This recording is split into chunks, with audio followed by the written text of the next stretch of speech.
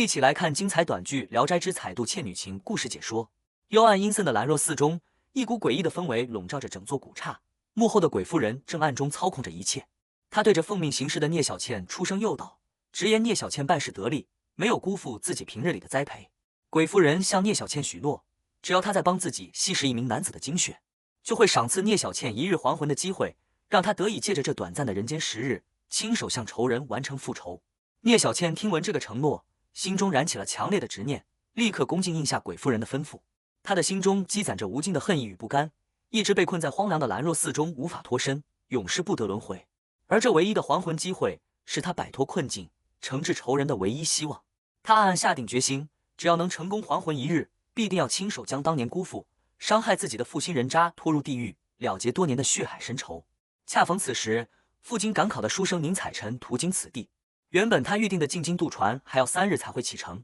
偏偏天降暴雨，滂沱大雨笼罩了荒郊野外，前不着村后不着店，无处落脚的宁采臣只能暂时选择破败荒凉的兰若寺暂住避雨。起初宁采臣还暗自自嘲，觉得自己是被寺外的鬼怪木牌影响了心神，心中宽慰自己世间本无鬼怪，不过是人心作祟，并未将兰若寺的诡异传闻放在心上。雨夜之中，宁采臣偶遇独自待在寺中的聂小倩，他连忙礼貌致歉，为自己方才贸然惊扰的举动致歉，随后主动自我介绍，告知对方自己名叫宁采臣。宁采臣见聂小倩孤身一人，身形单薄，深夜独自停留在荒寺之中，心生好奇，温柔询问她的来历。聂小倩轻声回应，告知宁采臣自己名叫聂小倩，只因途经此地遭遇大雨，无处可去，只能躲进兰若寺中避雨栖身。宁采臣得知二人境遇相似，都是漂泊在外、受阻于暴雨的沦落之人，顿时生出同病相怜之感。他主动燃起篝火，热情邀请聂小倩一同取暖，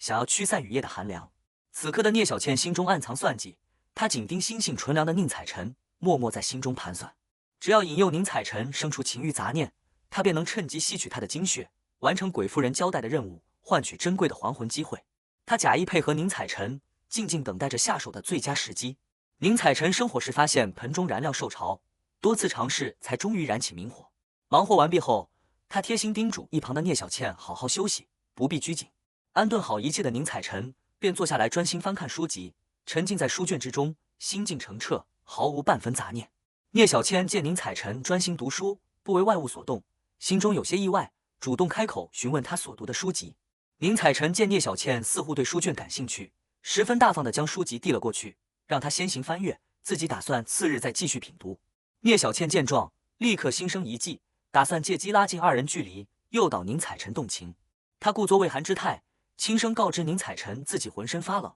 姿态柔弱，惹人怜惜。宁采臣心思单纯，心怀善意，见女子受寒，连忙安抚，贴心陪伴在侧，想要为她驱散寒意。聂小倩继续试探，借着荒郊古刹、孤男寡女的独处氛围，言语暗示二人今夜可以相伴相守，试图勾起宁采臣的欲念。让聂小倩万万没有想到的是，宁采臣品行端正，手里之节丝毫没有被暧昧氛围蛊惑。他温柔安抚聂小倩，直言自己今夜会全程守护，让她安心歇息，不必心生畏惧。宁采臣表明自己此番进京是为赶考，今夜正好借着安静的环境温习书本，不会有任何逾矩之举。随后，宁采臣随口吟诵出《牡丹亭》中关于深情至性的诗句，感慨世间极致的情爱生死不渝。聂小倩听闻诗句，心生共鸣，二人就此诗书闲谈，畅谈心境。宁采臣十分欣喜，直言在这荒凉无人的古寺之中，能结识饱读诗书的聂小倩是自己的幸运，还主动邀约日后多多交流探讨。聂小倩看着眼前这位温润正直、坐怀不乱的书生，内心第一次生出异样的波澜。他常年奉命引诱贪色男子，见惯了世间男人的贪婪猥琐，从未遇到过如宁采臣这般纯粹善良、恪守礼法之人，心中不由得暗自感慨，这个书生和自己以往遇到的所有人都截然不同。深夜时分，聂小倩悄然起身离去，脚步轻盈无声。沉浸在书卷中的宁采臣丝毫没有察觉，待到宁采臣回过神来，才发现聂小倩已经离开。他喃喃感慨小倩步履轻盈，心中暗自期盼对方能够归来。为了善待萍水相逢的家人，宁采臣特意打算出门购买吃食，想要与聂小倩一同分享，还特意停留等候，若是聂小倩折返回来取衣物，便能第一时间找到自己。看着宁采臣赤诚单纯的模样，暗中观察的聂小倩忍不住暗自吐槽，直言他实在太过愚钝憨厚。就在宁采臣等候之际，一位路过的老人家看到他深夜滞留荒寺，连忙出声劝阻，告知宁采臣兰若寺绝非善的，寺中藏有鬼魅，专门引诱独居男子，吸食精血害人，叮嘱他尽快远离，切莫在此留宿。老人家还特意提醒宁采臣，鬼怪天生没有影子，若是后续察觉身边人的异常，一定要立刻逃命，保全自身性命。可宁采臣心系聂小倩，根本不信这番说辞。在他心中，昨夜相伴的小倩温柔有礼，心地纯善，绝非害人鬼魅。他心中担忧，若是聂小倩尚未离开，独自留在兰若寺，定会遭遇危险，执意不肯离去，完全不听老人家的好心劝告。老人家见他执迷不悟，只能无奈叹息。宁采臣返回寺中，四处查看，误以为聂小倩已经独自离开，心中满是失落。就在这时，聂小倩悄然现身，宁采臣瞬间面露欣喜，连忙上前相见。他想起老人家的叮嘱，担心聂小倩的安危，又忌惮寺中传闻的危险，便劝说聂小倩一同前往附近的镇上落脚住宿，避开兰若寺的是非。聂小倩却不愿离开此地，她故作淡然，宽慰宁采臣不必轻信流言，世人只是将山中伤人的野兽误传为鬼怪而已。二人昨夜在此留宿一宿，全程安然无恙，根本没有所谓的鬼魅作祟。宁采臣依旧满心担忧，生怕昨夜只是侥幸无事，坚持劝说聂小倩一同离开，规避风险。拉扯之间，聂小倩故意装作不慎扭伤脚踝，疼痛难忍，直言自己脚伤严重，今夜根本无法赶路进城。若是宁采臣执意离开，自己便只能孤身一人留守空荡荡的兰若寺。宁采臣见他柔弱无助，面露苦楚，心中顿时心软，彻底打消了独自离去的念头。他连忙安抚聂小倩，郑重承诺绝不会将她独自留在荒寺之中。得知聂小倩脚伤无法行走，宁采臣主动提出可以抱着她赶路。贴心周全的举动让聂小倩心头一颤，心跳骤然失控。聂小倩按捺住心中的异样心绪，看着眼前真诚善良的书生，再度以天色已晚，夜路危险为由，劝说宁采臣留宿寺中。宁采臣欣然应允，决定今夜继续留在兰若寺，细心照料脚伤的聂小倩。他温柔叮嘱聂小倩安心休养，若是真的有鬼怪现身，自己定会挡在他身前，全力护他周全。暗处，另一位女鬼小柔目睹了全程，看着俊俏正直的宁采臣，心中生出觊觎之心。他不满聂小倩2日来迟迟未能拿下宁采臣，打算取而代之，亲自出手引诱宁采臣，吸取他的精血，想要立下功劳，博取鬼夫人的赏识。小柔现身与聂小倩争执，直言宁采臣是自己先盯上的猎物，既然聂小倩久未得手，便轮不到他继续纠缠。寺内的细微动静被宁采臣捕捉，他隐约听到院外有人声，连忙开口询问门外何人。聂小倩立刻稳住心神，从容回应是他听错了声响，寺中唯有自己一人。安抚宁采臣不必多虑，大概率是他深夜困顿产生了错觉。宁采臣生性单纯，没有过多怀疑，转而关心聂小倩的身体状况，叮嘱她脚伤未愈，深夜寒凉，切莫着凉，应当尽早歇息休养。聂小倩看着处处体贴的宁采臣，再对比心怀歹念的小柔，心中满是不甘与愤懑，暗自恼怒小柔刻意争抢自己的任务，坏自己的大事。夜色渐深，宁采臣毫无睡意，困意尽数消散。他叮嘱聂小倩先行休息，自己则继续点灯温书，潜心研读诗书。聂小倩温柔叮嘱他疲惫便早些歇息，不必太过操劳。宁采臣礼貌致谢。暗处的小柔依旧不肯罢休，满心怨怼，伺机想要加害宁采臣，抢夺聂小倩的功劳。深夜之中，聂小倩再度心生计策，以火盆熄灭，周身寒冷为由，让宁采臣帮忙重新生火。随后他又在屋内撑起雨伞，故作新奇模样，吸引宁采臣的注意力，暗中依旧试图寻找机会引诱宁采臣动情。宁采臣始终坦荡磊落，毫无防备之心，任由聂小倩随意打量把玩雨伞。聂小倩一边假意温和相伴，一边在心中暗自恼怒，愤恨小柔的争抢，也懊恼自己始终找不到下手的机会。屋外夜风呼啸，窗棂被大风吹得不停晃动，细微的声响引得宁采臣心生疑惑。他隐约察觉周遭异动，却只能将一切归咎于夜风作祟，并未深思。这时，老人家叮嘱的鬼怪无影子的话语突然在宁采臣脑海中浮现。他下意识看向聂小倩，发现她面色格外惨白，心中瞬间生出一丝疑虑。可当他目光落在聂小倩的影子上，看到清晰的人影之后，又立刻打消了心中的猜忌，暗自懊恼自己不该多疑，不该辜负聂小倩的温柔相待，胡乱揣测善良的女子是鬼魅。几番相处下来，聂小倩早已动摇了最初的执念，可她依旧不敢违背鬼夫人的命令，只能暗自催促自己加快行动，尽快完成任务。她心中暗自盘算，待到明日便前往城中澄清兰若寺无鬼的流言，也打算长久留在这座古寺之中。与此同时，他不得不承认，正是因为这座荒凉的兰若寺，自己才得以遇见赤诚温柔的宁采臣。一夜转瞬即逝，天光破晓。聂小倩身为鬼魅，惧怕日光灼烧，猛然从睡梦中惊醒，满心惶恐后怕。她暗自庆幸自己睡过了头，却恰好避开了清晨的阳光。若是被日光直射，自己定会化为飞灰，彻底消散世间。惊魂未定的聂小倩心中满是疑惑，不解自己为何会如此在意宁采臣是否察觉自己的异常身份。她不断告诫自己不可心软，已然耽误了2日时间。今夜必须顺利吸取宁采臣的精血，完成任务，换取还魂机会，亲手了结前世恩怨。片刻后，宁采臣苏醒过来，为自己清晨唐突惊扰的举动致歉，随后主动邀约聂小倩一同动身进城。聂小倩以身体不适为由，婉言拒绝了宁采臣的邀约，让他独自前往城中，自己留在寺中休养。宁采臣没有多想，贴心叮嘱他好好休息，随后独自动身进城。宁采臣离开后，聂小倩依旧心绪纷乱，始终无法狠下心肠加害善良的宁采臣，陷入了善恶与执念的两难抉择之中。宁采臣进城途中，偶遇行走江湖、专司捉鬼除妖的大侠殷赤霞。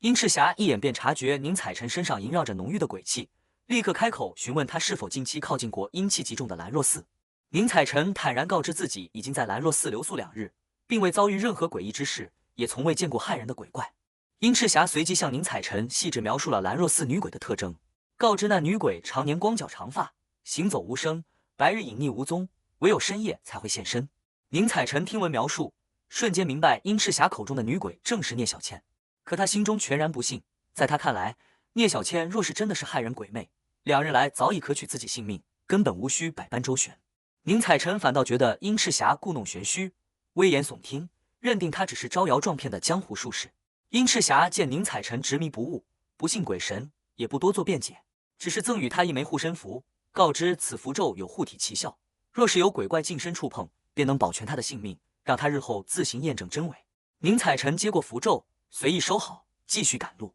途中，心怀不甘的女鬼小柔再度现身，化作娇媚模样上前纠缠，想要引诱宁采臣。宁采臣品行端正，言辞拒绝了小柔的刻意亲近，厉声制止她的逾矩举动。小柔见软色诱惑无用，立刻展露凶态，打算强行出手加害宁采臣。危急时刻，殷赤霞赠予的护身符骤然起效，直接击退了图谋不轨的小柔。小柔吃痛落败，满心愤恨地撂下狠话，悻悻离去。亲身经历鬼魅作祟的宁采臣，此刻终于相信了世间真的有女鬼存在，心中瞬间慌乱，满心担忧留守在兰若寺的聂小倩会遭遇不测，立刻急匆匆折返古寺。回到兰若寺，宁采臣立刻找到聂小倩，焦急询问她是否安好。他心有余悸地将自己遭遇女鬼的经历告知聂小倩，讲述了殷赤霞的预言和护身符护体的经过，还笑着调侃大侠描述的女鬼模样，觉得此事荒诞离奇。聂小倩听闻之后，瞬间反应过来方才出手的是小柔，心中顿时惶恐不安。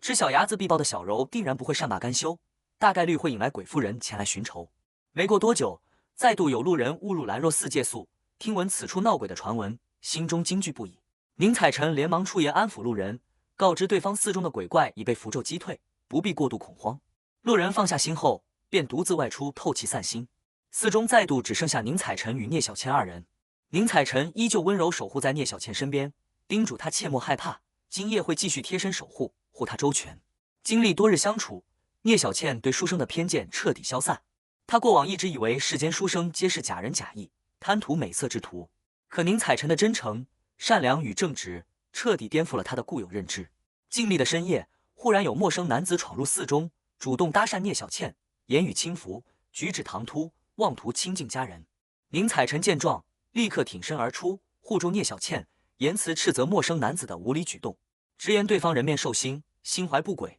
将对方劝退之后，贴心安抚受惊的聂小倩，邀请她进屋歇息，平复心绪。宁采臣看着容貌清丽、心性纯良的聂小倩，孤身漂泊荒寺，无人依靠，心中满是怜惜，忍不住询问她的身世来历，好奇她为何会独自流落至此，无依无靠。聂小倩闻言，神色落寞，语气悲凉地告知宁采臣，自己的家人早已尽数离世，世间再无亲人，只剩自己孤身一人飘零于世。随后，聂小倩的脑海中一幕幕尘封的过往恩怨尽数浮现。她回忆起自己年少时曾与贫寒书生楚生私定终身，聂府家境优渥，多年来一直供养楚生读书成才，耗费无数心力财力，只盼他金榜题名，不负初心。彼时的楚生满口深情誓言，许诺待自己高中状元，便即刻归来迎娶聂小倩，带她前往京城看遍繁华盛景。聂小倩满心期许，苦苦等候楚生功成名就。可谁曾想，楚生一举高中状元，平步青云之后，便彻底背弃了昔日诺言。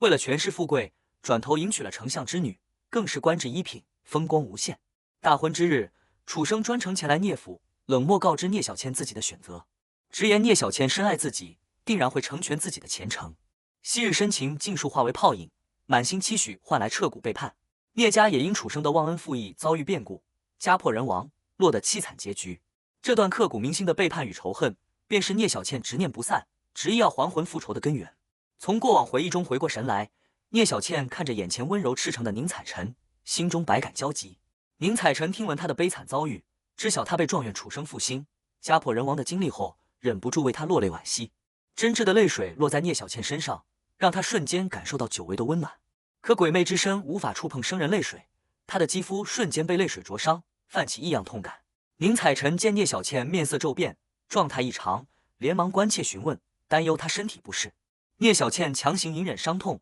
随意遮掩，谎称是方才不慎被烛火烫伤，并无大碍，安抚宁采臣不必担忧，还叮嘱自己近日无需沾水，静养便可恢复。平复心绪后，宁采臣告知聂小倩，自己明日午时便要乘船进京赶考。他心怀正义，悲悯苍生，知晓聂小倩的冤屈过往后，郑重许诺，此番进京若是能够面圣，定会向皇上禀明聂小倩的悲惨遭遇，为她伸张正义，洗刷冤屈。聂小倩听着他真挚的承诺，心中满是动容，却又不敢全然相信。他历经人心险恶，世态炎凉，深知京城繁华迷人眼，很担心宁采臣抵达京城，见识荣华富贵之后，便会遗忘今日的承诺与初心。他心中暗自思量，与其寄希望于他人，不如坚守自己的执念，日后再寻机会吸取他人精血，换取还魂机会，亲手惩治楚生，才是最稳妥的方式。即便心存顾虑，聂小倩依旧真诚感念宁采臣的善意与体恤。宁采臣看着相伴多日的家人，想到明日便要离别，心中满是不舍。他感念聂小倩多日的陪伴与相待，为了留存二人这段萍水相逢的缘分，他将自己随身携带的伞赠与聂小倩，当作离别纪念。离别在即，宁采臣心中满是不舍与眷恋，可赶考行程不能耽搁。聂小倩看着温柔善良的宁采臣，心绪纷乱，也暗自感慨，或许他离去对彼此而言都是最好的结局，能让自己彻底斩断杂念，坚定复仇之心。他暗自决定，明日亲自送别宁采臣，为这段短暂的相遇画上句号。与此同时，坊间流传起新的传闻，众人议论今年新晋的状元郎楚生，刚登高位便被派遣南下任职，已经离京数月，辗转各地。次日，渡口码头人声鼎沸，开船的号角如期响起，船夫催促着所有乘客抓紧登船，切勿延误行程。宁采臣即将登船之际，猛然看到伫立在岸边的聂小倩，知晓她是特意前来送别自己，心中暖意涌动。可他全然不知，寻常生人离开兰若寺后，便无法看见鬼魅身影，自己能清晰见到聂小倩，早已是异于常人的异象。就在此时，大侠殷赤霞再度现身，他一眼便看到了立于岸边的聂小倩，当即怒斥鬼魅胆大妄为，竟敢在青天白日之下现身作祟，扬言要替天行道，收了这只恶鬼。宁采臣见殷赤霞出手相向，